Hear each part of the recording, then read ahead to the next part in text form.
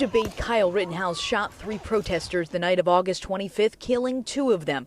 But Rittenhouse claims he fired those shots in self-defense during a chaotic scene in the streets of Kenosha following the police shooting of Jacob Blake. To prove that point, Rittenhouse's team wants to use testimony during the upcoming trial from their use of force expert, Dr. John Black.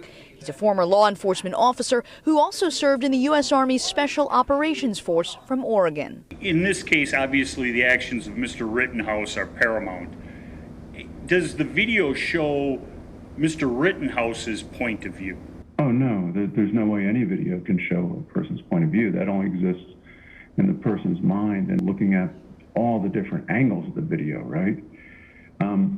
At no time do we see what Kyle Rittenhouse was looking at.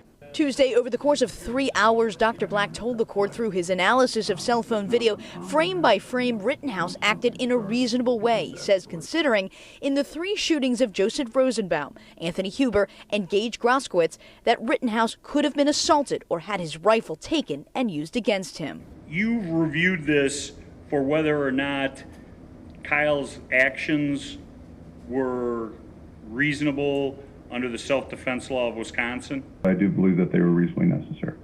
But prosecutors challenged their witness, arguing a jury can decide on their own if Rittenhouse acted reasonably or not.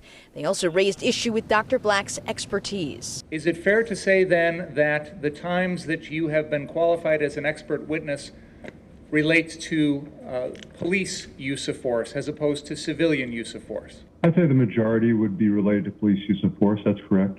Prosecutors will be up next with their expert witness on use of force. From there, the judge will decide which testimony can or can't be used during the trial set for November 1st.